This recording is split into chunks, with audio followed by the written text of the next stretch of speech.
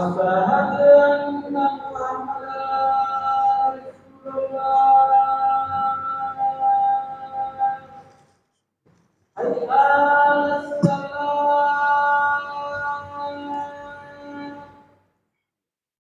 حي على الصلاة.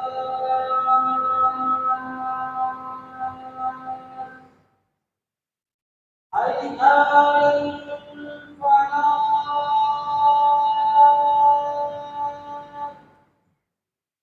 حي على الفلاح.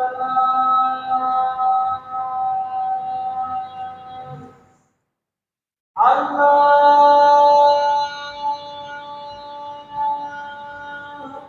الله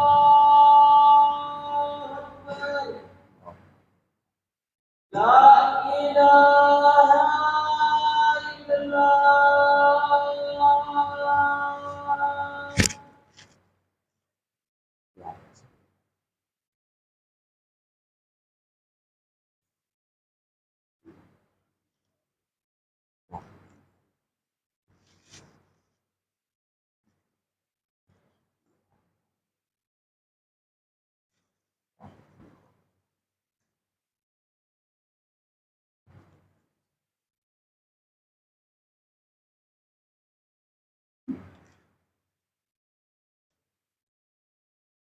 السلام عليكم ورحمة الله وبركاته. إن الحمد لله نحمده ونستعينه ونستغفره ونعوذ بالله من شرور أنفسنا ومن سيئات أعمالنا. من يهده الله فلا مضل له ومن يضلل فلا هادي له. أشهد أن لا إله إلا الله وحده لا شريك له وأشهد أن محمدا عبده ورسوله أما بعد. فقد قال الله تعالى في القرآن العظيم والفرقان المجيد: فأعوذ بالله من الشيطان الرجيم. يا أيها الناس اتقوا ربكم الذي خلقكم من نفس واحدة وخلق منها زوجها وبث منهما رجالا كثيرا ونساء واتقوا الله الذي تساءلون به والأرحام إن الله كان عليكم رقيبا. يا أيها الذين آمنوا اتقوا الله حق تقاته ولا تموتن إلا وأنتم مسلمون. يا أيها الذين آمنوا اتقوا الله وقولوا قولا سديدا يصلح لكم أعمالكم ويغفر لكم ذنوبكم ومن يطع الله ورسوله فقد فاز فوزا عظيما. கண்ணியம் நிறைந்த எல்லாம் அல்ல அல்லாஹ்வின் நல்லடியார்களே, அல்லாஹுவின் மாபெரும் கிருபையினால் நம் அனைவர்கள் மீதும் கடமையாக்கப்பட்ட புனிதமிக்க ஜுமா தொழுகையை நபிகள் நாயகம் ஸல்லல்லாஹு அலைஹி வஸல்லம் அன்னவர்கள் காட்டி தந்த வழிமுறையில் நிறைவேற்ற வேண்டும் என்பதற்காக நாம் அனைவரும் இங்கே பங்கெடுத்திருக்கிறோம். இந்த அழகான தருணத்தில் அல்லாஹுவின் ஸலவாத்தும் வற்றா பெருங்கருணையும் அவனுடைய ரஹ்மத்தும் நபிகள் நாயகம் ஸல்லல்லாஹு அலைஹி வஸல்லம் அன்னவர்கள் மீதும் அவர்களின் சொல் செயல் அங்கீகாரங்கள் ஆகியவற்றை தங்களால் இயன்ற அளவிற்கு பின்பற்றி வாழ்ந்து மறைந்த அனைத்து நல்லடியார்கள் மீதும், குறிப்பாக இந்த சபையிலே அமர்ந்திருக்கக்கூடிய நம் அனைவர்கள் மீதும் இறுதி மூச்சு வரைக்கும் நிலவட்டுமாக என்ற பிரார்த்தனையோடும், இந்த ஜுமுஆவினுடைய குத்துபாவிலே நாம் எவற்றையெல்லாம் அறிந்து கொள்ளவிருக்கிறோமோ அவை அனைத்தும் நம்முடைய வாழ்க்கையில் மாற்றத்தை ஏற்படுத்தி அந்த மாற்றமே மறுமை வெற்றிக்கு அடித்தளமாக அமைவதற்கு வல்ல இறைவன் நம் அனைவருக்கும் அருள் புரிவானாக என்ற பிரார்த்தனையோடும் சில முக்கியமான தகவல்களை உங்களுக்கு மத்தியிலே நான் பகிர்ந்து கொள்கிறேன். கண்ணியம் நிறைந்த எல்லாம் அல்ல அல்லாஹுவின் நல்லடியார்களே, நாம் வாழக்கூடிய இந்த துன்யா வாழ்க்கையை விட சிறந்த நிரந்தரமான ஆகிரத்து என்கின்ற வாழ்க்கையை நாம் எதிர்நோக்கி வாழுகிறோம்.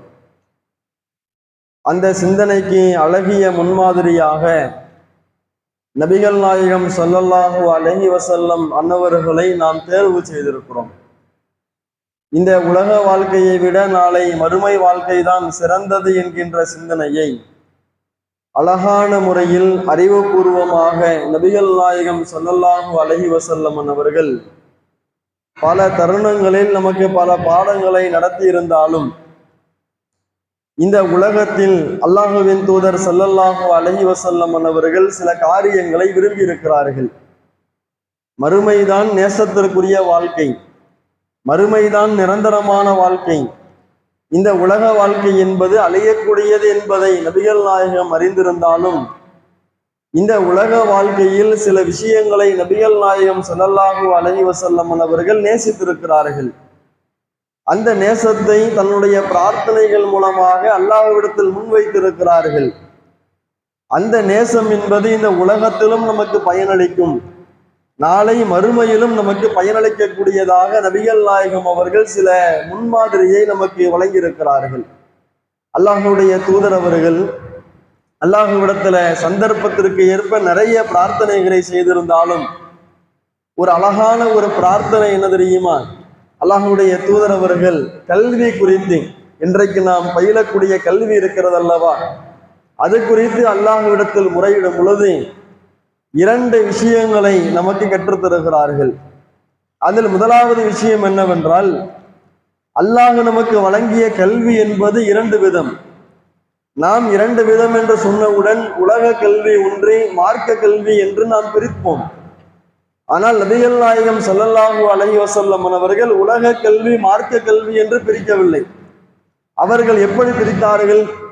பயனுள்ள கல்வி, பயனற்ற கல்வி என்று 2ஆக பிரித்தார்கள். பயனுள்ள கல்வி என்பது இந்த உலகத்திலும் நமக்கு பயனை பெற்றுத்தரும், மறுமையிலும் நமக்கு நன்மையை பெற்றுத்தரும். பயனற்ற கல்வி என்பது இந்த உலகத்திலும் நம்முடைய வாழ்க்கையை பின்னடைய செய்யும், மறுமையிலும் நம்முடைய வெற்றிக்கு கேள்விக்குறியாக வந்து நிற்கும். எனவேதான் அல்லாஹுவின் தூதர் ஸல்லல்லாஹு அலைஹி வஸல்லம் அவர்கள் அல்லாஹ்விடத்தில் துஆ செய்யும் பொழுதெல்லாம் எப்படி துஆ செய்தார்கள்? கல்வியை குறித்து வேண்டும் பொழுது, அல்லாஹும்ம இன்னி அஸ்அலுக இல்மன் நாஃபிஆ, என் இறைவா உன்னிடத்தில் நான் கல்வியை கேட்கிறேன். எப்படி? நாஃபிஆ, பயனுள்ள கல்வியை கேட்கிறேன்.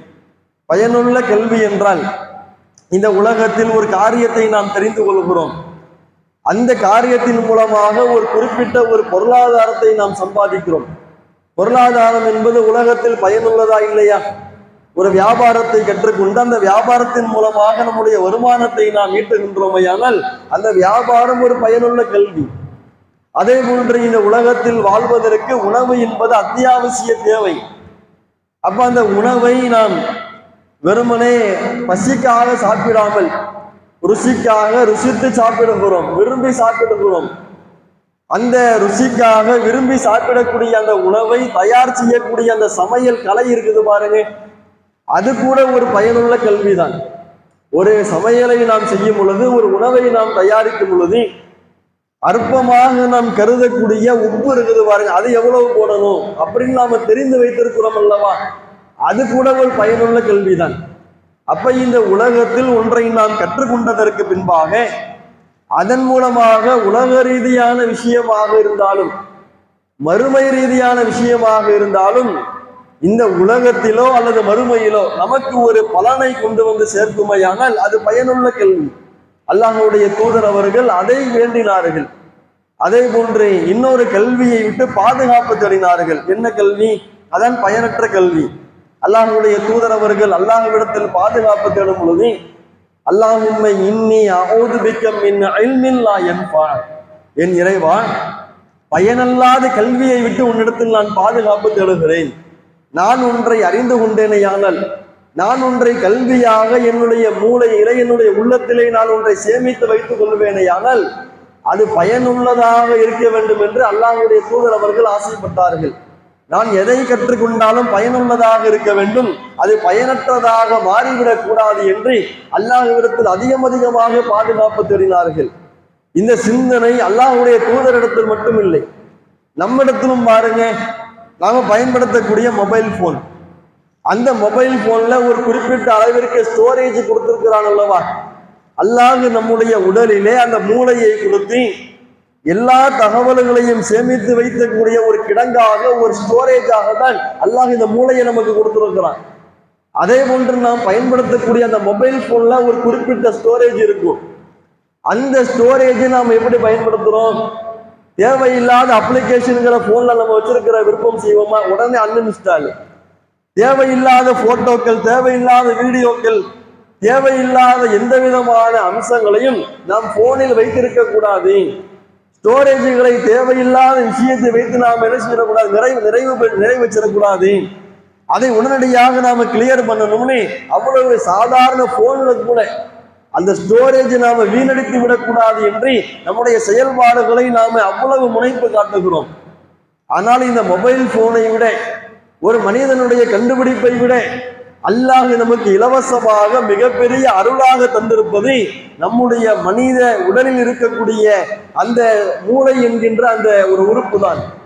அப்ப அந்த மூளையில நாம கல்வியை சேர்க்கும் பொழுது எவ்வளவு கண்ணும் கருத்துமாக, நான் ஒரு விஷயத்தை தெரிந்து கொண்டாலும் அது பயனுள்ளதாக இருக்க வேண்டும் என்கின்ற சிந்தனை இன்றைக்கு நம்மிடத்தில் இருக்கிறதா என்பதை யோசித்து பாருங்கள்.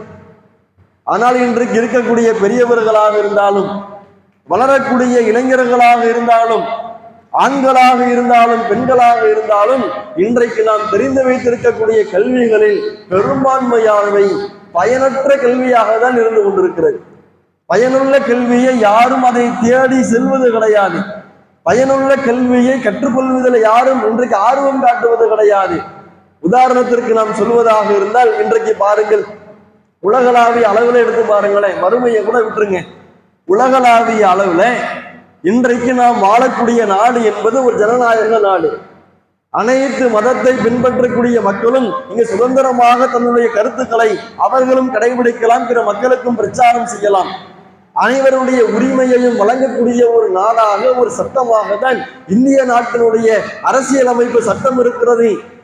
ஆனால் இன்றைக்கு பாருங்கள், ஒன்றிய அரசியலே அந்த அதிகாரத்தை கையில் எடுத்துக்கொண்டு இன்றைக்கு முஸ்லிம்களின் உரிமைகளை பறித்து கொண்டிருக்கின்றார்களே, அது சம்பந்தமாக நம்முடைய கல்வி என்பது எந்த நிலையில் இருக்கிறது?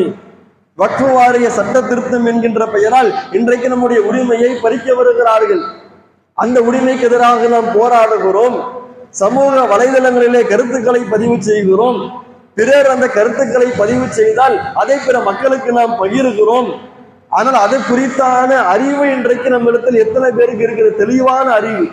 எத்தனை மாற்றங்களை கொண்டு வந்திருக்கிறார்கள்? அதில் ஒவ்வொரு திருத்தத்தின் மூலமாக நமக்கு என்னென்ன பாதிப்பு இருக்கிறது, அந்த பாதிப்பிலிருந்து நம்முடைய சமுதாயத்தை பாதுகாப்பதற்கான வழிமுறை என்ன, எத்தனை பேர் நாம தெரிஞ்சிருக்கிறோம்? யோசித்து பாருங்கள். அதே போன்று இந்த உலகளாவிய அளவில் யோசித்து பாருங்களேன், நம்முடைய முஸ்லிம் சமுதாயத்தை பொறுத்தளவிற்கு இன்றைக்கு சில மக்களிடத்திலே சில சிந்தனைகள் உருவாகிறது. என்ன சிந்தனை? வெளிநாட்டிலேயே சம்பாதிச்சோம், ஆரம்ப காலகட்டத்துல வருமானம் நல்லா இருந்துச்சு, இன்னைக்கு படிச்சுட்டு போனாலும் வெளிநாட்டுல மதிப்பு இல்லை. எனவே அந்த நிலை மாறுவதற்கு முன்பாக உள்ளூர்ல ஏதாவது வியாபாரத்தை பண்ணிடணும்னு முஸ்லிம் இளைஞர்கள் இன்றைக்கு என்ன செய்யறாங்க? களத்துல இறங்குறாங்க. ஒரு 2 வருஷம் 4 வருஷம் 5 வருஷம் வெளிநாட்டுல இருந்துட்டு தன்னுடைய தியாகத்தினுடைய பின்னணியாக ஒரு பெரும் பொருளாதாரத்தை சேர்த்து விட்டு வருகிறார்கள். நம்முடைய நாட்டுல ஒரு வியாபாரத்தை செய்யறங்கிற பிற ஒரு வியாபாரத்தை ஆரம்பித்து எத்தனை நபர்கள் நஷ்டமடைந்து மீண்டும் வெளிநாட்டுக்கு போகக்கூடியவங்களா இருக்கிறாங்க. ஏன் அவர்களால் ஒரு வியாபாரத்துல அந்த அளவிற்கு ஒரு வெற்றிக்கனியை பறிக்க முடியவில்லை? ஏன் வியாபாரத்தில் தோல்வி அடைந்தார்கள்? பயனுள்ள கல்வியை பெற்றுக் கொள்ளவில்லை. எப்படி வியாபார ரீதியாக எல்லாரும் வியாபாரம் செய்யறாங்களா, நானும் வியாபாரம் செய்யறேன். எல்லாரும் ஹோட்டல் வைக்கிறாங்களா, நானும் ஹோட்டல் வைக்க போறேன். எல்லாரும் ரெஸ்டாரண்ட், நானும் ரெஸ்டாரண்ட். இப்படி பிறர் ஒரு 10 பேர் ஒரு வியாபாரத்துல முன்னேறிட்டாங்கன்னா அதை பார்த்து அதை பற்றியான கல்வியை கற்றுக்கொள்ளாமல் ஒரு பெரும் பொருளாதாரத்தை முதலீடாக செலுத்துகின்றார்கள், தோல்வியடைந்து போகிறார்கள். அப்ப உலகளாவிய அளவில் நம்முடைய உரிமைகளை பாதுகாப்பதாக இருக்கலாம், அல்லது நம்முடைய சொந்த தேவைகளாக இருக்கலாம், எதிலும் பயனுள்ள கல்வியை அறிந்து கொள்வதற்கு யாரும் இன்றைக்கு ஆர்வம் காட்டுவது கிடையாது. பயனற்ற கல்வியை நம்முடைய மூளைகளிலே நிரப்பிக் கொண்டு அதன் மூலமாக உலகத்திலேயே மிகப்பெரிய நஷ்டங்களை நாம் சம்பாதித்துக் கொண்டிருக்கிறோம். அப்ப அல்லாஹ்வின் தூதர் ஸல்லல்லாஹு அலைஹி வஸல்லம் அவர்கள் எல்லாவற்றையும் பயனுள்ள கல்வியாக பெறுவதற்கு ஆசைப்பட்டார்கள். பயனற்ற கல்வியை விட்டு பாதுகாப்பு தேடினார்கள். ஆனால் இன்றைக்கு பார்க்கிறோம், பயனுள்ள கல்வி எத்தனை பேர் தெரிஞ்சிருக்கிறோம்? அல்லாஹ்வின் வேதமான திருமறை குர்ஆன் எவ்வளவு மிகப்பெரிய மனித குலத்திற்கான பொக்கிஷம் தெரியுமா?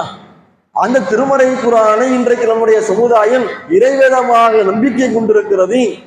அந்த திருமறை குர்ஆன் இறக்கி அருளப்பட்ட ரமலான் மாதம் வந்துவிட்டது என்றால் நிறைய நன்மைகளை செய்வதற்கு இன்றைக்கு ஆர்வம் காட்டுகிறது. ஆனால் திருமறை குர்ஆனை சார்ந்த அடிப்படை கல்வியை நாம் தெரிந்து வைத்திருக்கிறோமா? சற்று யோசித்து பாருங்கள். திருமறை குர்ஆன்ல எத்தனை நபிமார்களின் பெயர்கள் சொல்லப்பட்டிருக்கிறது, எத்தனை நல்லடியார்களின் வரலாறு சொல்லப்பட்டிருக்கிறது, எத்தனை கெட்ட நபர்களின் வரலாறு சொல்லப்பட்டிருக்கிறது.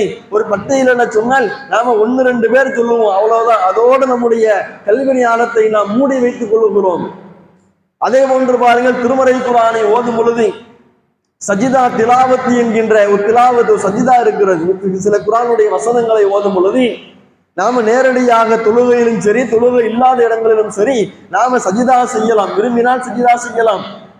அதுக்கு குறிப்பிட்ட 4 இடங்கள்ல ஹதீஸ்களில் சொல்லப்படுகிறது. அந்த 4 அத்தியாயங்கள் எது என்று கேள்வி எழுப்பப்பட்டால் நம்மிடத்தில் பதில் தயாராக இருக்கிறதா? திருமறை குர்ஆனை சார்ந்த எத்தனை நபர்கள் அறிவை நாம் வளர்த்து கொள்கிறோம். அது திருமறை குர்ஆனை படிப்பதற்கும் அதனுடைய கல்வியை கற்றுக்கொள்வதற்கும் இன்றைக்கு யாரும் ஆர்வம் காட்டுவது கிடையாது. ஆனால் தேவையற்ற விஷயங்கள்ல அல்லாஹ்வின் தூதர் ஸல்லல்லாஹு அலைஹி வஸல்லம் அவர்கள் இந்த சமுதாயத்திற்கு எவ்வளவு அழகிய முன்மாதிரியாக இருந்திருக்கிறாங்க.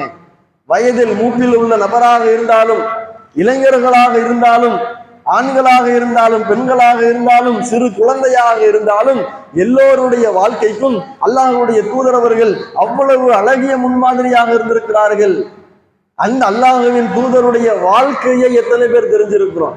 அல்லாஹ்வுடைய தூதர் அவர்கள் எந்த உணவை விரும்பி சாப்பிடுவார்கள், அல்லாஹ்வின் தூதர் அவர்கள் தன்னுடைய இபாதத்துகளை எப்படி அமைத்திருந்தார்கள், அல்லாஹ்வின் தூதர் அவர்கள் எந்தெந்த நற்பண்புகளில் சிறந்து விளங்கினார்கள், அல்லாஹ்வின் தூதர் அவர்கள் எந்தெந்த பண்புகளை வெறுத்தார்கள் என்பதை நாம் இன்றைக்கு தெரிந்து வைத்திருக்கிறோமா? ஆனால் இன்று இளைஞர் சமுதாயம் என்ன? அல்லாஹ்வின் தூதரை பற்றி தெரிந்திருக்க வேண்டிய இஸ்லாமிய சமுதாயம் இன்றைக்கு நடிகர்களை பற்றி முழுமையான தகவல்களை தெரிந்து வைத்திருக்கிறார்கள். அந்த நடிகர் எவ்வளவு சம்பளம் வாங்குறாருப்பா ஒரு படத்துக்கு கேட்டு பாருங்க, இளைஞர்கள் உடனடியாக பதில் சொல்லுவாங்க. இவர்கிட்ட உள்ள தனித்திறமை என்ன கேட்டு பாருங்க, உடனடியாக சொல்வார்கள்.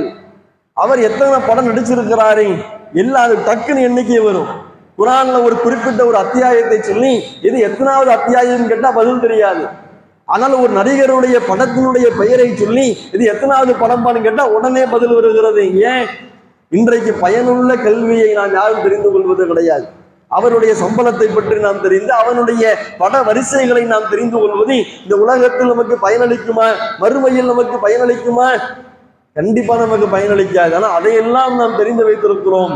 அல்லாஹ்வின் தூதருடைய வாழ்க்கை இந்த உலகத்திலும் நமக்கு நற்பண்புகள் மூலமாக நிறைய நன்மைகளை கொண்டு வந்து சேர்க்கிறது. நாளை மறுமையிலும் நமக்கு நன்மையை கொண்டு வந்து சேர்க்கும். அப்படிப்பட்ட இறை தூதருடைய வாழ்க்கையை பற்றி நாம் இன்றைக்கு யாரும் தெரிந்து கொள்வது இல்லை. அதே போன்று பாருங்கள், திருமறை குர்ஆனை மனப்பாடம் செய்வதாக இருக்கலாம், தொழுகையில் ஓதக்கூடிய துவாக்களாக இருக்கலாம், அன்றாடம் நாம் ஓதக்கூடிய துவாக்களாக இருக்கலாம். பெரும்பான்மையான இடங்கள்ல இன்றைக்கு முஸ்லிம் சமுதாயம் பயனுள்ள கல்வியை அறிந்து கொள்ளாமல் அதில் மிக மிக பின்னடைவை சந்தித்துக் கொண்டிருக்கிறது. அப்ப அல்லாஹ்வின் தூதருடைய பார்வையில் கல்வி என்பது 2 வகைதான். ஒன்று பயனுள்ள கல்வி, 2வது பயனற்ற கல்வி. அப்ப அந்த அடிப்படையில் இந்த உலகத்தில் நாம் வாழும் பொழுது நான் உலக ரீதியாக எதை தெரிந்து கொள்வதாக இருந்தாலும், மறுமைக்காக நான் எதை தெரிந்து கொள்வதாக இருந்தாலும் அனைத்தையும் நான் பயனுள்ளதாக நான் தெரிந்து கொள்ள வேண்டும் என்ற சிந்தனையோடு பயனுள்ள கல்வியை நோக்கி நாம் செல்ல வேண்டும். அப்படி நாம் சென்றோமையானால் இந்த உலகத்திலும் நமக்கு நிறைய நன்மை இருக்கிறது, மறுமையிலும் நமக்கு நிறைய நன்மை இருக்கிறது. உதாரணத்திற்கு நாம் சொல்வதாக இருந்தால் அபூ ஹுரைரா ரலியல்லாஹு அன்ஹுடைய வாழ்க்கையை பாருங்கள். இன்றைக்கு அபூ ஹுரைரா ரலியல்லாஹு அன்ஹு என்று சொன்னாலேயே அனைவருக்கும் நினைவில் வருவது என்ன? அதிகமான ஹதீஸுகளை அறிவித்த ஒரு நபித்தோழர் அப்படிங்கிறத நாம தெரிந்து வைத்திருக்கிறோம். அவருடைய புகழை இன்றைக்கு வரலாறு பேசுகிறதா இல்லையா? அப்ப அதிகமான ஹதீஸுகளை அறிவித்தவர் என்று இன்றைக்கும் வரலாறு பேசுகிறது. கியாமத்து நாள் வரைக்கும் வரலாறு அவரை சிறப்பித்து பேசும். காரணம் என்ன தெரியுமா? இப்படிப்பட்ட ஒரு சிறப்பிற்கு அவர் புகழுக்கு சொந்தக்காரராக மாறி இருக்கின்றாரே. ஆனால் அதற்கு அடிப்படை காரணம், அவர் ஒரு திருமறை குர்ஆனுடைய வசனத்தை படித்தார். அந்த திருமறை குர்ஆன் வசனம் அவருக்கு பயனுள்ள கல்வியாக அமைந்தது. அந்த பயனுள்ள கல்வியின் மூலமாக இவ்வளவு பெரிய புகழுக்கு அவர் சொந்தக்காரராக மாறி இருக்கிறார். அபூ ஹுரைரா ரலியல்லாஹு அவர்கள் இஸ்லாத்தை ஏற்றுக்கொண்டு அல்லாஹுவின் தூதருடைய மரணத்திற்கு முன்பாக 3 ஆண்டுகளுக்கு முன்பாக தான் இஸ்லாத்தை ஏற்றுக்கொண்டார். அல்லாஹுவின் தூதரிடத்துல அவர் ஒரு முஸ்லிமாக பயின்ற காலம் எவ்வளவு? 3 வருஷம் தான். இந்த 3 ஆண்டுகள்ல அபூபக்கர் சித்திக் ரலியல்லாஹு அவர்களை விட அதிகமான ஹதீஸ்களை அறிவிச்சிருக்கிறார். உமர் இப்னு கத்தாப் அவர்களை விட அதிகமான ஹதீஸ்களை அறிவித்திருக்கிறார். இன்னும் பிற சஹாபாக்களை விட அதிகமான ஹதீஸ்களை அறிவித்திருக்கிறார். எப்படி 3 ஆண்டுகளில் அவரால் அறிவிக்க முடிந்தது? காரணம் என்ன? ஒரே ஒரு குர்ஆன் வசனம் சஹீஹுல் புகாரியிலே பதிவு செய்யப்படுகிறது. அவரே வாக்குமூலம் கொடுக்கிறார். எப்படி? பிற சஹாபாக்கள் அறிவிக்க முடியாத அளவிற்கு இவ்வளவு ஹதீஸ்களை நான் அறிவிக்கின்றேனால் காரணம் என்ன தெரியுமா? ஒரு குர்ஆன் வசனம். சூரத்துல் பக்கராவிலே அல்லாஹ் சொல்லுகிறான், இன்னல்லதீன யக்துமூன மா அன்ஸல்னாஹு மினல் பய்யினாத்தி வல் ஹுதா.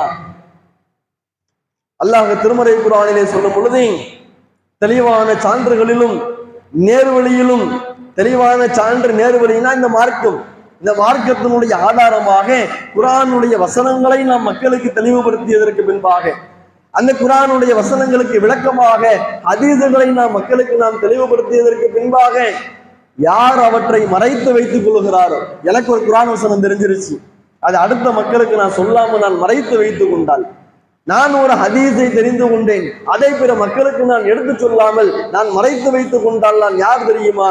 அல்லாஹ் குர்ஆனிலே சொல்கிறான், உலாயிக யல்அனுஹுமுல்லாஹ், அல்லாஹ் அவர்களை சபிக்கிறான். வயல்அனுஹுமுல்லாஹ், எனும் சபிப்பதற்கு தகுதியான வானவர்களும் அவர்களை சபிக்கிறார்கள். அப்ப குர்ஆனுடைய வசனத்தை தெரிந்து கொண்டு, ஒரு ஹதீஸை தெரிந்து கொண்டு அதை என்னளவில் நான் வைத்துக் கொள்ளாமல் பிற மக்களுக்கு நான் எடுத்து சொல்லவில்லை என்றால், அதை நான் மறைத்தேன் என்று சொன்னால் நான் அல்லாஹ்வின் சாபத்திற்கு ஆளாகி விடுவேன், வானவர்களின் சாபத்திற்கு நான் ஆளாகி விடுவேன் என்று திருமறை குர்ஆனுடைய வசனம் எச்சரிக்கிறது. அந்த வசனத்தை படித்தவுடன் அந்த நொடியில் அவர் முடிவெடுக்கிறார், நான் எந்த குர்ஆன் வசனமாக இருந்தாலும் எந்த ஹதீஸாக இருந்தாலும் பிற மக்களுக்கு நான் சொல்லாமல் விட மாட்டேன். அந்த ஒரு குர்ஆன் வசனம் தான். அப்ப அந்த குர்ஆன் வசனத்தை படித்தவுடன் அந்த ஒரு குர்ஆன் வசனம் பயனுள்ள கல்வியாக அமைந்ததனுடைய விளைவு இவ்வளவு பெரிய வரலாற்று சிறப்புமிக்க புகழுக்கு அவர் ஆளாக இருக்கின்றாரே. ஆனால் நாம ஒவ்வொரு குர்ஆன் வசனத்தை படிக்கும் பொழுதும், ஒவ்வொரு அத்தியாயங்களை படிக்கும் பொழுதும், தெரிந்த சூறாக்களை நாம் படிக்கும் பொழுதெல்லாம் அது நமக்கு பயனுள்ள கல்வியாக இருந்தால் நம்முடைய வாழ்க்கையில எவ்வளவு மாற்றங்கள் வரும், அதன் மூலமாக உலகத்தில் எவ்வளவு நன்மைகளை சேர்க்கலாம். அபூ ஹுரைரா ரலியல்லாஹு அன்ஹு அறிவித்த அந்த ஹதீஸுகள், அதை நாம் இன்றைக்கு நாம் கடைபிடித்தோமையானால் நமக்கு எப்படி அல்லாஹ் நன்மையை தருகிறானோ அதே போன்று அந்த ஹதீஸை சமுதாய மக்களுக்கு வெளிப்படுத்திய அவருக்கும் ஒரு நன்மை உண்டு. அப்ப அவர் மரணித்து விட்டார், ஆனால் அவருடைய பயனுள்ள கல்வி என்பது அவருக்கு நன்மையை சேர்த்து கொண்டே இருக்கிறது. எவ்வளவு நன்மையை சேர்த்திருப்பார் யோசிச்சு பாருங்க. அதனால்தான் அல்லாஹ்வின் தூதர் சொன்னார்கள், யார் ஒரு பயனுள்ள கல்வியை கற்றுக்கொள்வதற்காக ஒரு பாதையிலே பயணிக்கின்றாரோ, சஹலல்லாஹு லஹு தரீகன் ஃபில் ஜன்னah, அல்லாஹ் அவருக்கு சொர்க்கத்தினுடைய பாதையை இலகுவாக்கி வைக்கிறார். எல்லாருக்கும் சொர்க்கத்திற்கு செல்வதற்கு ஒரு பாதை இருக்கிறது. ஆனால் யார் பயனுள்ள கல்வியை தேடி ஒரு பாதையில் செல்கின்றாரோ அவருக்கு சொர்க்கத்தினுடைய பாதையை அல்லாஹ் இலகுவாக்கி வைக்கிறான். இப்ப பாருங்க, கும்பகோணத்திலிருந்து தஞ்சாவூருக்கு பழைய ரோட்ல நம்ம போகணும்னா 1.5 மணி நேரம் ஆகும். இன்னைக்கு பைபாஸ் போட்டோன்னே பாருங்க, எல்லாம் 1 மணி நேரத்துல டக்கு டக்குன்னு போயிடுறோமா, எவ்வளவு ஸ்பீடா போறோம். அப்ப தஞ்சாவூருக்கு போறதுக்கு நமக்கு வழி இலகுவாக்கப்பட்டிருக்குது, எவ்வளவு சீக்கிரமா போய் சேர்ந்துடுறோம். அதே போன்றுதான் சொர்க்கம் என்பது நம்முடைய இலக்கு. அந்த சொர்க்கத்திற்கு நாம பழைய ரோட்ல போக போறோமா, பைபாஸ்ல போக போறோமா, நம்ம தான் முடிவு பண்ணணும். அப்ப பைபாஸ்ல போகணும்னா எப்படி நாம டோல்கேட்ல பணம் கட்டுறோமோ அந்த மாதிரி இந்த உலகத்துல பயனுள்ள கல்வியை நாம் தெரிந்து கொண்டால் போதுமானது. அந்த பயனுள்ள கல்வியை நாம் அதிகமாக்கி கொண்டால் போதுமானது. தேவையற்ற விஷயங்களை எல்லாம் கற்றுக்கொண்டு அவற்றையெல்லாம் நாம் நடைமுறைப்படுத்துவதற்கு பதிலாக நாம் எதை அறிந்து கொண்டாலும் பயனுள்ள கல்வியாக கற்றுக்கொள்ள வேண்டும், அதை என்னுடைய வாழ்க்கையில் நான் நடைமுறைப்படுத்த வேண்டும் என்ற சிந்தனையை நாம் வளர்த்து கொண்டால் கண்டிப்பாக இலகுவாக நாம் சொர்க்கத்திற்கு நாம் சென்று விடலாம். அதற்கு இந்த கோடை காலத்தை நம்ம பயன்படுத்தணும். எல்லாம் இளைஞர்கள், மாணவர்கள், மாணவ பருவத்தில் நிறைய பேர் இருக்கிறீங்க. நம்முடைய கிளையின் சார்பாக இன்ஷா அல்லாஹ் கோடை கால பயிற்சி வகுப்பு நடைபெறுமையானால் அந்த கோடை கால பயிற்சி வகுப்பிலே பங்கெடுங்கள். அதிலே அனைவருமே சேருங்கள். அங்கு கற்றுக் கொடுக்கக்கூடிய அந்த கல்வியை பயிலுங்கள். குர்ஆனுடைய அடிப்படையை தெரிந்து கொள்ளுங்கள். குர்ஆனை ஓதுவதற்குரிய அந்த தஜ்வீதினுடைய சட்டத்தை தெரிந்து கொள்ளுங்கள். அந்த 10 நாள் கிளாஸ்ல மார்க்கத்தை முழுமையாக சொல்லிக் கொடுத்துட முடியாது. அப்ப எதுவெல்லாம் நமக்கு பயனுள்ள கல்வியாக இருக்கிறதோ அதனுடைய அடிப்படைகளை உங்களுக்கு சொல்லிக் கொடுத்துருவாங்க 10 நாள்ல. அந்த அடிப்படைகளை நாம் தெரிந்து கொண்டு அந்த வாசலை திறந்து விட்டுட்டா போதும். அதற்கு பின்பு நாம தானா உள்ள போயிடலாம். அப்ப அந்த வாசலை, பயனுள்ள கல்விக்கான வாசலை திறப்பதற்குரிய ஒரு களமாக தான் இந்த கோடை கால பயிற்சி வகுப்பை நாம் அறிவிச்சிருக்கிறோம். எனவே இந்த கோடை காலத்தை தேவையில்லாத விஷயத்துல நம்ம டூர் போறோம், சொந்தக்காரங்க வீட்டுக்கு போறோம், அப்படி இப்படின்னு தேவையில்லாமல் கழித்து விடாமல், சொந்தக்காரங்க வீட்டுக்கு நம்ம போயிருந்தாலும் அங்கேயே நம்முடைய ஜமாத்தினுடைய கிளைகள் இருக்கும். அங்கேயே நமக்கு கோடைக்கால பயிற்சி வகுப்பு நடத்துறாங்களான்னு விசாரிச்சு நாம உறவினர்கள் வீட்டுக்கு போயிருந்தாலும் அங்கேயும் நம்முடைய பிள்ளைகளை கொண்டு போய் சேர்த்து விடுவதற்கு நாம் முயற்சி செய்ய வேண்டும். அப்ப இந்த கோடைக்கால பயிற்சி வகுப்பினை நாம் தெளிவாக அதனுடைய நோக்கத்தை நாம் புரிந்து கொண்டு இந்த கோடை காலத்திலே நம்ம பள்ளிக்கூடம், கல்லூரி எல்லாம் லீவுல இருக்கிறோம். அப்ப இந்த மாதிரியான நேரத்துல எந்த விதமான பொறுப்பும் எந்த விதமான சுமையும் இல்லாத இந்த நேரத்துல அல்லாஹ்வின் மார்க்கமான இஸ்லாமிய மார்க்கம் என்பது முழுக்க முழுக்க நமக்கு பயனுள்ள கல்வியை கற்றுக் கொடுக்கிறது. இந்த பயனுள்ள கல்வியை கற்பதற்கான வாசலை திறப்பதற்குரிய ஒரு களமாக இந்த கோடைக்கால பயிற்சி வகுப்பை நாம் பயன்படுத்திக் கொள்வோம். அதற்கு பின்பாக கோடைக்கால பயிற்சி வகுப்புக்கு வந்தோம், எக்ஸாம் எழுதணும், ஃபர்ஸ்ட் பிரைஸ் வாங்கணும்னு போயிடக்கூடாது. இது நம்ம பிரைஸ் எல்லாம் இதுக்கு ஊக்குவிக்கிறதுக்கு தான். 10 நாட்கள்ல நாம எதை நாம் கற்றுக்கொண்டோமோ அவை அனைத்தையும் தொடர்ச்சியாக நம்முடைய வாழ்க்கையில் கடைபிடிக்கக்கூடியவர்களாக நம்முடைய வாழ்க்கையில் அந்த முயற்சியை நாம் செய்வோம். அல்லாஹ்வின் தூதர் ஸல்லல்லாஹு அலைஹி வஸல்லம் அவர்கள் எப்படி பயனுள்ள கல்வியை மக்களிடத்தில் அல்லாஹ்விடத்தில் கேட்டார்களோ, பயனற்ற கல்வியை விட்டு பாதுகாப்பு தேடினார்களோ, அதே போன்று உலக விஷயமாக இருந்தாலும் மார்க்க விஷயமாக இருந்தாலும் பயனுள்ள கல்வியை அல்லாஹ்விடத்தில் நாம் வேண்டுவோம். பயனற்ற கல்வியை விட்டு நாம் பாதுகாப்பு தேடுவோம். அல்லாஹ் ரப்புல் ஆலமீன் நம் அனைவரையும் பயனுள்ள கல்வியாளர்களாக மாற்றி நமக்கும் இந்த சமுதாயத்திற்கும் பயனுள்ள ஒரு மக்களாக நம் அனைவரையும் வாழச் செய்வானாக. வாஹிரு தஅவானா அனில் அல்ஹம்துலில்லாஹி ரப்பில் ஆலமீன். அஸ்ஸலாமு அலைக்கும் வரஹ்மத்துல்லாஹி வபரகாத்துஹு.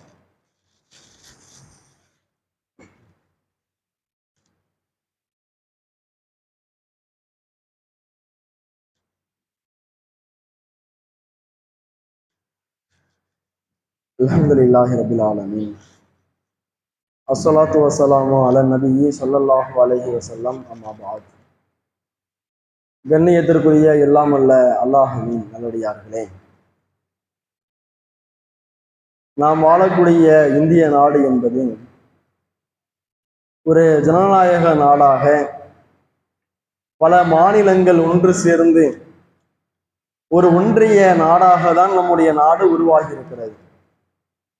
அப்ப இந்த நாட்டினுடைய சுதந்திரத்திற்காக நம்முடைய முன்னோர்கள் எவ்வளவோ தியாகங்கள், அவர்களின் பொருளாதாரத்தாலும் அவர்களின் உடலாலும் உயிராலும் தன்னுடைய சதவீதத்திற்கு அதிகமான ஒரு பலனை, தன்னுடைய பங்களிப்பை இந்த சுதந்திர போராட்டத்திற்காக வழங்கியிருக்கிறார்கள். அப்ப இந்திய நாடு என்பது நம்முடைய சொந்த வீட்டை போன்று நாம் பார்க்க வேண்டும். நம்முடைய முன்னோர்களின் தியாகத்தால் இந்த சுதந்திரத்தை நாம் அடைந்திருக்கிறோம். அதே போன்று பார்த்தீர்களேயானால் நம்முடைய சமுதாயம் இந்திய நாட்டிலே சிறுபான்மை தான். பொதுவாக இந்திய நாட்டினுடைய ஒட்டுமொத்த மக்கள் தொகையோடு இஸ்லாமியர்களின் மக்கள் தொகையை நாம் ஒப்பிட்டு பார்த்தோமையானால் நாம் சிறுபான்மையாக தான் இந்திய நாட்டில் இருக்கிறோம். அப்ப சிறுபான்மையாக இருக்கக்கூடிய நாம் ஒரு பெரும்பான்மையாக இருக்கக்கூடிய மக்கள் எந்த தியாகத்தை செய்தால் இந்திய நாட்டினுடைய சுதந்திரத்தை அடைய முடியுமோ, சிறுபான்மையாக இருந்து கொண்டு பெரும்பான்மையானவர்கள் செய்யக்கூடிய தியாகத்தை நாம செஞ்சிருக்கிறோம். அப்ப நாட்டிற்காக ஒரு பக்கம் நம்முடைய முன்னோர்கள் தியாகங்களை செய்திருந்தாலும் நம்முடைய சமுதாயம் சிறுபான்மை சமுதாயமாக இருக்கிறது. வறுமை கோட்டுக்கு கீழுள்ள மக்கள் அதிகமாக இருக்கிறார்கள்.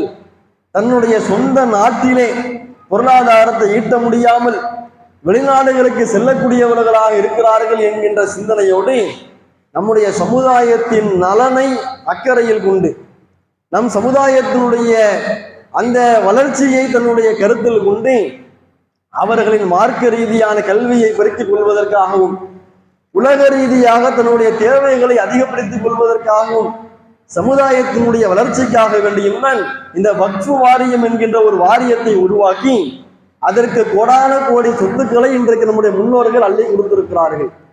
அப்ப அந்த சொத்தை பாதுகாப்பது இந்த இந்திய நாட்டில் வாழக்கூடிய முஸ்லிம் ஆகிய ஒவ்வொரு நபரின் மீதும் கடமை. அந்த கடமையை நாம் எப்படி நிறைவேற்ற வேண்டும்? இன்றைக்கு அந்த வக்ஃபு வாரியத்திற்கு எதிராக அந்த சொத்துக்களை அபகரிக்க வேண்டும் என்பதற்காக சட்ட திருத்தத்தை கொண்டு வருகின்றார்களே, ஆனால் இன்ஸ்டன்டா ஒரு தீர்வை நம்ம கொண்டு வரணும்ல, ஒரு சொல்யூஷன் நம்ம தேடணும்ல. அதற்காக வேண்டிதான் போராட்டங்கள். இந்த போராட்டங்கள், ஆர்ப்பாட்டங்கள், பேரணிகள், இது போன்ற கண்டனங்கள், சமூக வலைதளங்கள்ல கண்டன பதிவுகள் ட்ரெண்டிங் செய்யறது, இதுவெல்லாம் பார்த்தீங்கன்னா ஒரு தற்காலிக தீர்வு தான். இது நிரந்தர தீர்வை நமக்கே பெற்றுத்தராது. நிரந்தர தீர்வு என்னவென்றால் நம்முடைய சொத்தை பாதுகாப்பதற்கு நாம களத்துல நிற்கணும். கண் முன்னால எத்தனை விஷயங்களை பார்க்கிறோம்.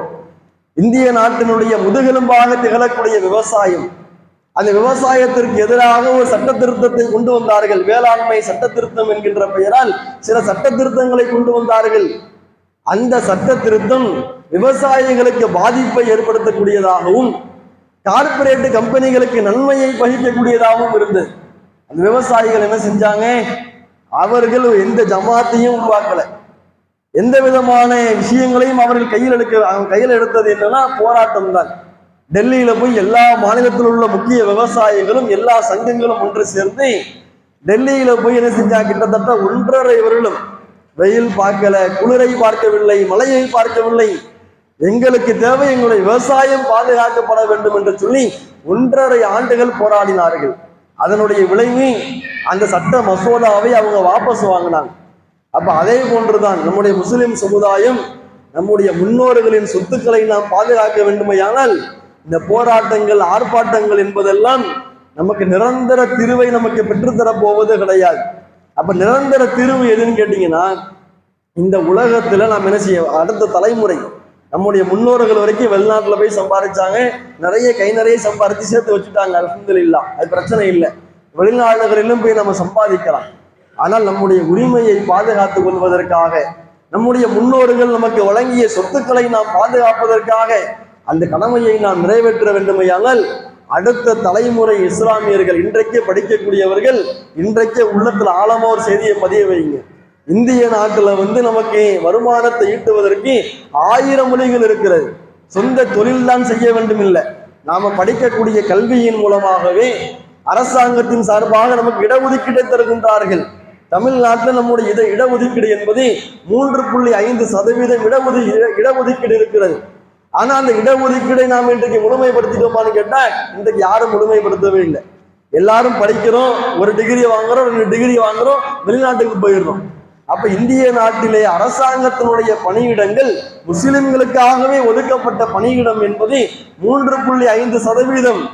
அந்த இடஒதுக்கீடை கூட நாம் இன்றைக்கு முழுமைப்படுத்தாமல் இருக்கிறோம். நன்றாக ஒன்றை தெரிந்து கொள்ளுங்கள், அரசாங்க பணியை, இந்த அரசு வேலையை பொறுத்த அளவிற்கு 10வது முடிச்சிருந்தா போதும், 12வது முடிச்சிருந்தா போதும், மாதத்திற்கு 40,000 50,000 ஆரம்ப நிலையிலே வேலையிலே சேர்ந்த ஆரம்ப நேரத்திலேயே 40,000 50,000 மாதத்திற்கு சம்பாதிக்கக்கூடிய வழிகள் எல்லாம் இருக்கிறது.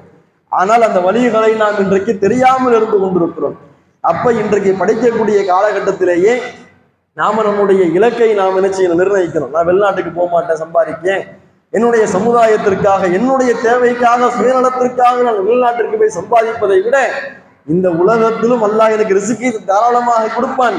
என்னுடைய தாய் மண்ணிலேயே நான் இருந்து இங்கே எத்தனையோ வழிகள் இருக்கிறது, அந்த வழிகளை நான் தெரிந்து கொண்டு அதன் மூலமாக என்னுடைய வருமானத்தை நான் ஈட்டுவதோடு என்னுடைய சமுதாயத்திற்காக பாடுபடக்கூடிய ஒரு மனிதனாகவும் நான் கண்டிப்பாக இருப்பேன் என்கின்ற சிந்தனையோடு அடுத்த தலைமுறை நாம வளர வேண்டும். எத்தனையோ வழிமுறைகள், அதற்கு நம்முடைய ஜமாத்தின் சார்பாகவே நாம் என்ன செய்யறோம், மார்க்க பணிகளை, சமுதாய பணிகளை எப்படி நாம் செய்து கொண்டிருக்கிறோமோ அதே போன்ற கல்வி ரீதியான பணிகளை நாம் செய்யறோம். நம்ம ஜமாத்தில் ஒரு கட்டமைப்பாக மாநில மாணவர் அணி, அதே போன்று ஒவ்வொரு மாவட்டங்களிலும் மாணவர் அணி, ஸ்டூடெண்ட் விங்ஸ், அதே போன்று ஒவ்வொரு கிளைகளுக்கும் மாணவர் அணி என்பதை நாம் உருவாக்கி கொண்டு அந்த மாணவர்கள் அவங்க என்ன படிக்கலாம், எங்கு படிக்கலாம், என்ன படிப்பை படித்தால் எங்கே படித்தால் அவர்களால் ஒரு உச்சத்தை அடைய முடியும், வெற்றி கனியை பறிக்க முடியும் என்றெல்லாம் நாம வழிகாட்டியாக நாம் இருந்து கொண்டிருக்கிறோம். பேஸ்புக்ல, யூடியூப்ல, இன்ஸ்டாகிராம்ல எல்லா சமூக வலைதளங்களிலும் டிஎன்டிஜே ஸ்டூடெண்ட் விங்ஸ் என்கின்ற பெயரால் இன்றைக்கு அந்த கல்வியை எல்லாம் மக்களுக்கு நாம போதிச்சுக்கிட்டு இருக்கிறோம். இந்த கோடை கால விடுமுறையில கூட நம்முடைய நிறைய கிளைகள்ல என்ன படிக்கலாம், எங்கு படிக்கலாம் என்கின்ற அந்த போன்ற நிகழ்ச்சிகளை எல்லாம் நடத்துவோம். ராஜகிரி கிளையில கூட அந்த நிகழ்ச்சியை ஏற்பாடு செஞ்சிருக்கிறாங்க. தேதி நமக்கு சரியா நினைவு இல்லை. சமூக வலைதளங்களை பார்த்த ஞாபகம் இந்த வாரமோ இல்லை அடுத்த வாரமோ இருக்குன்னு நினைக்கிறேன். அது சற்று விசாரித்துக் கொள்ளுங்கள். அது போன்ற நிகழ்ச்சிகள்ல இளைஞர்கள் எல்லாம் படையாக, ஒரு பெரும் படையாக அதில் பங்கெடுத்து அங்கு நடத்தக்கூடிய பாடங்களை நீங்கள் தாராளமாக தெரிந்து கொள்ளலாம். உங்களுக்கு ஏதேனும் சந்தேகம் இருக்குமே ஆனால் நீங்க ஏதாச்சும் ஒரு துறையை தேர்வு செஞ்சு அதுல நீங்க படிக்கணும்னு ஆசைப்பட்டிருப்பீங்க. அப்ப அது போன்ற துறைகள்ல உங்களுக்கு ஏதேனும் சந்தேகம் இருக்குமே ஆனால் அங்கு வரக்கூடிய கல்வியாளர்கள் அவங்கள்ட்ட நீங்க என்ன செய்யலாம், அவங்க போன் நம்பரை நீங்க வாங்கி வச்சுக்கலாம். அவங்க நிறைய குரூப்புகளை வச்சிருக்கிறாங்க. அந்த குரூப்ல உங்களை ஆட் பண்ணி விட்டு அவர்கள் மூலமாக நிறைய செய்திகள் இன்றைக்கு சமுதாய மக்களுக்கு நாம் சென்றடைய செய்து கொண்டிருக்கிறோம். அது போன்ற தகவல்களை நீங்கள் தெரிந்து கொள்ளலாம். நீங்கள் எந்த முடிவும் எடுக்கவில்லை என்றால் எந்த வழியில் செல்வது சிறந்தது என்பதை நீங்க தெரிஞ்சுக்கலாம். இல்லை ஏற்கனவே ஒரு வழியை நீங்க தேர்வு செஞ்சு வச்சிருக்கிறீங்க அப்படின்னா அந்த வழியில் உங்களுக்கு இருக்கக்கூடிய சந்தேகங்களை நீங்கள் தெளிவுபடுத்தி கொண்டு இன்னும் உங்களுடைய பயணங்களை அதிகமாக வீரியமாக ஆக்கிக் கொள்வதற்கு இது ஒரு வழிமுறையாக இருக்கிறது. எனவே அடுத்த தலைமுறை அல்லாஹுவிற்காக, அல்லாஹுவை அஞ்சியவர்களாக நமக்கு இந்த உலகத்திலும் எத்தனையோ கடமை இருக்கிறது. பொருளாதாரத்தை சம்பாதிப்பதன் மூலமாக நம் தேவைகளை நாம பூர்த்தி செய்கிறோம், நம் குடும்பத்தாருடைய தேவையை நாம பூர்த்தி செய்கிறோம். அது எப்படி நம் மீது கடமையோ அதே போன்று நாம் வாழக்கூடிய இந்த பகுதியில மார்க்கத்தை பிற மக்களுக்கு சொல்வதும் நம் மீது கடமை. நம்முடைய முன்னோர்கள் நமக்கு வழங்கிய அமானிதங்களை பாதுகாப்பதும் நம் மீது கடமை. இந்த உலகத்தில் நம்முடைய உரிமைகளை பாதுகாப்பதும் நம்முடைய கடமை. அப்ப அது போன்ற கடமைகளையும் நாம் நிறைவேற்ற வேண்டும் என்று சொன்னால் முடிந்த அளவிற்கு உள்ளூரிலேயே உள்நாட்டிலேயே இருந்து கொண்டு நம்முடைய வருமானங்களை அதிகப்படுத்துவதற்குரிய வழிமுறை என்ன என்பதை தெரிந்து கொள்ளுங்கள். அதன் மூலமாக பொருளாதாரத்தையும் ஒரு பக்கம் நாம் ஈட்டலாம். சமுதாயத்திற்கு தேவையான பணிகளையும் நம்முடைய சொந்த நாட்டிலே, சொந்த மண்ணிலே அந்த பணிகளிலும் நம்முடைய களத்தில் நாம் இருக்கலாம். எனவே அல்லாஹ்விடத்தில் கையேந்தி அவனை விட சிறந்த பொறுப்பாளர் வேறு யாரும் நமக்கு கிடையாது. அவனிடத்தில் நம்முடைய பொறுப்புகளை நாம் ஒப்படைப்போம். அல்லாஹ் ரப்பல் ஆலமீன் நம் அனைவருடைய கடமைகளையும் இந்த உலகத்திலும் நாளை மறுமையிலும் நிறைவேற்றுவதற்குரிய பாக்கியத்தினை வல்ல இறைவன் நம் அனைவருக்கும் தந்தருள் புரிவானாக. வாஹிரு தாவானா அனில் அல்ஹம்துலில்லாஹி ரப்பில் ஆலமீன். அஸ்ஸலாமு அலைக்கும் வரஹ்மத்துல்லாஹி வபரகாத்துஹு.